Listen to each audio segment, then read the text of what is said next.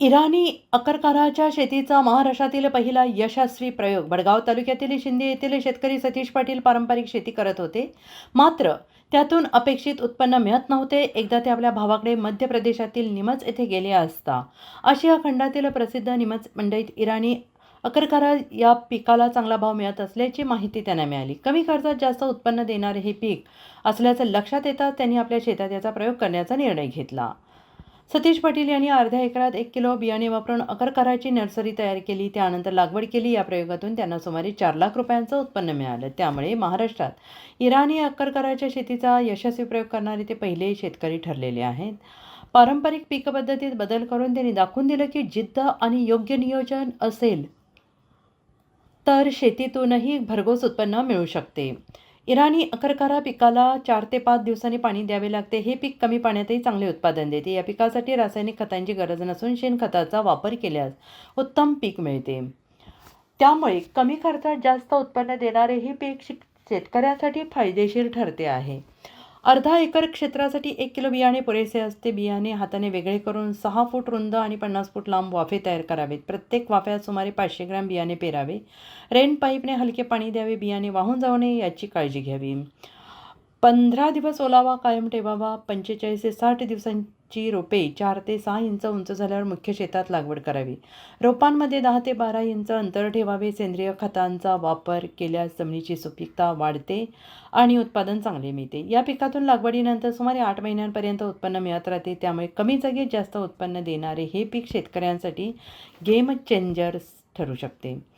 मध्य प्रदेशातील निमच हे औषधी वनस्पतींसाठी प्रसिद्ध बाजारपेठ आहे. इथे इराणी अकरकाराला चांगला भाव मिळतो. त्यामुळे शेतकऱ्यांनी अशा बाजारपेठांचा अभ्यास करून पीक पद्धतीत बदल करणे आवश्यक आहे. मी राकेश भागवत धनगर, गाव कमडगाव, तालुका चोपडा, जिल्हा जळगाव. मी यूट्यूबवर व्हिडिओ बघितला होता संजय पाटील सरांचा. त्यांनी नवीन एक औषधी म्हणजे इराणी अक्करकरा म्हणून त्यांनी प्लॉट लावला आहे. आम्ही ते व्हिडिओ बघून म्हणजे आम्ही पारंपरिक पिकं लावत होतो, जसं काही मका, ज्वारी, कपास. आम्ही पारंपरिक पिकं लावून आम्हाला म्हणजे खर्चही राहत नव्हता. ह्या दादांचा व्हिडिओ बघून आणि त्यांना आम्ही इथं येऊन भेटलो. त्यांनी आम्हाला सांगितलं की तुम्ही पारंपरिक पिकं सोडून अशा काहीतरी क्षेत्रात उतरा, म्हणजे तुम्हाला तुमची परिस्थिती बदलेल. तुम्हाला म्हणजे या अक्कलकरा जे दादांनी लावलं आहे त्याला खर्चही नाही आहे, खर्च खूप कमी आहे.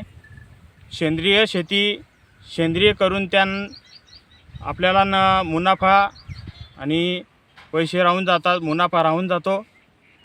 मी शेतकऱ्यांना विनंती करतो, तुम्ही फक्त अशा काहीतरी वेगळं करा, जसं काही संजय भाऊंनी केलं आहे.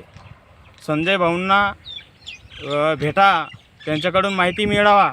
आम्हालासुद्धा त्यांनी व्यवस्थित असं माहिती दिली आहे आणि आम्ही पण त्या पिकाकडे ओढतो आहे. आता आम्ही माहिती घेतली आहे आणि बियाणंसुद्धा दादांकडून घेऊन जातो आहे. आम्ही प्लॉट टाकतो आहे. आम्ही आता लावून जून आणि जुलैमध्ये आम्ही प्लॉट लावणार आहे. मित्रांनो, माझं नाव आहे सतीश शिवदास पाटील. राहणार आहे मी शिंदी. तालुका आहे माझा बडगाव, जिल्हा आहे माझा जळगाव. मी एक पारंपरिक फसल सोडून मी आता एक आगळ्या वेगळ्या फसलकडे गेलो आहे. त्याच्याकडे गेलो आहे मी, पिकाकडे गेलो आहे मी. तिचं नाव आहे इराणी अकरकरा, जिला आजकाल मार्केटमध्ये भरपूर मागणी आहे. जसं करून चीन वगैरे ह्या देशामध्ये त्यांचं प्रोडक्शन वगैरे जास्त मागणीला आहे. एक्सपोर्ट वगैरे भरपूर होतात आणि त्याच्या भरपूर कंपन्यामध्ये जे वापर होतो ना, ते जसं डाबर आहे, पतंजली आहे, जसं हर्बल प्रोडक्टमध्ये जितके पण आहे तितक्यामध्ये इराणी अकरकराची एकदम गुणकारी म्हणून आहे. हे मी असं लावलं दादा, मी पारंपरिक सोडून ह्या एका आगळ्या वेगळ्या शेतीकडे गेलो, कारण की दुसऱ्या शेतींमध्ये काही मला मुनाफा काही भेटत नव्हता. आता याच्यात एकदम भारी मुनाफा आहे. मला कमसे कम पहिल्या तोड्याला 5 किलो, नंतर मला 75 किलो, मला आतापर्यंत तिथं मिनिमम मला 120 ते 140 किलो मला याचा माल प्रॉफिट झालेला आहे. आणि फसल म्हणजे हे जे पीक आहे हे कंटिन्यू 8 ते 9 महिने चालेल सर. 9 महिने चालल्यानंतर भरपूर मला कॉस्ट देऊ शकते सर.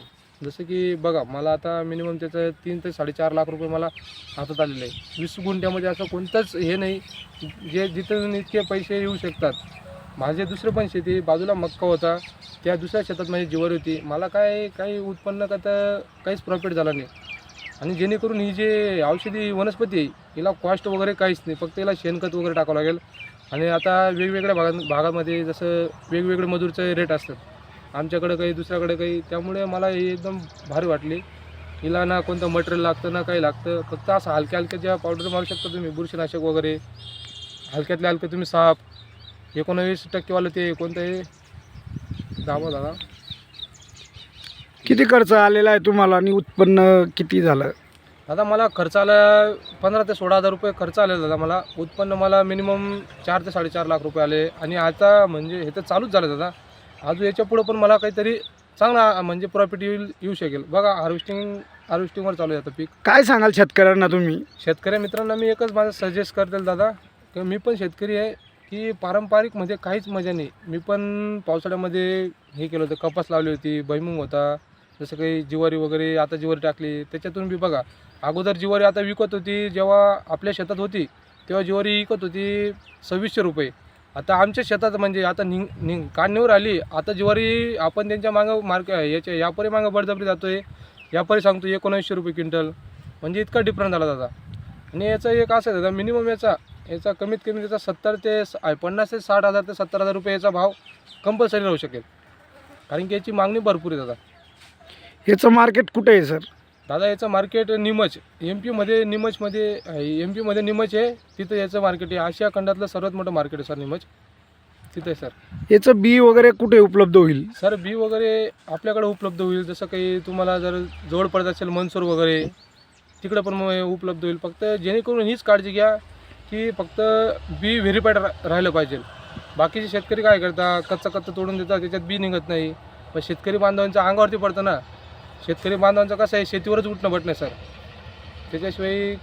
पण मला एकदम बेस्ट वाटलं सर, कारण की असं एक पण हे नाही केळीला भाव नाही, आता कशाला भाव नाही.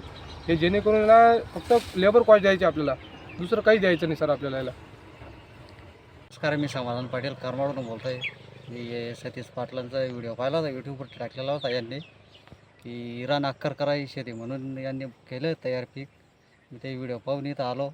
इथं त्यांनी माहिती सांगितली की याच्या पहिले अगोदर मक्का, गहू, कपाशी, ज्वारी, बाजरी असं लावत होतं. त्याच्यामुळे देव बी काही साथ देत नव्हता निसर्ग, की आणि व्यापारी बी काही भाव देत नव्हता. मग हे सांगत होते इथं आल्यानंतर शेती चांगली वाटली, की इराणी अक्कर करा हे पीक चांगलं वाटलं. आणि जास्त मोठं बी नाही, ते छोटंसंच आहे. त्याच्यामुळे त्याला फवारणी बी वगैरे लागत नाही आहे, खत बी लागत नाही आहे. आणि याच्यात इन्कम जास्त आहे, की भाव बी चांगला मिळतो आहे. आणि मजूर बी एवढा लागत नाही यांना. की शेतकऱ्यांना सांगू द्यायचं की असं काहीतरी नवीन एक पीक लावा, की आपलं हे गहू, ज्वारी, बाजरी हे बी कमी करा. नमस्कार शेतकरी मित्रांनो, मी करमाडहून आलो आहे. माझा गाव करमाड. माझं नाव ज्ञानेश्वर उत्तम पाटील. मी अगोदर मका, बाजरी, कपास ही लावत होतो. त्याच्यामध्ये एवढा काही नफा भेटत नव्हता. पण आता जे इथं आलो या दादाच्या शेतामध्ये, इथं फार हे नफाचं पीक आहे. सगळं शेतकऱ्यांनी हे लावं अशी मी सगळ्या शेतकऱ्यांना विनंती करतो. तुम्ही कुठे पाहिली होती शेतीच्या? इथं मोबाईलवरती पाहिलं होतं सर. काय वाटलं तुम्हाला? भारी वाटलं सर ते. आणि भाव पण मस्त आहे आणि सगळं म्हणजे कमी याच्यात उत्पन्नामध्ये येणारं चांगलं पीक आहे. हे सगळं शेतकऱ्यांनी लावावं असं मी सगळ्या शेतकऱ्यांना आवाहन करतो.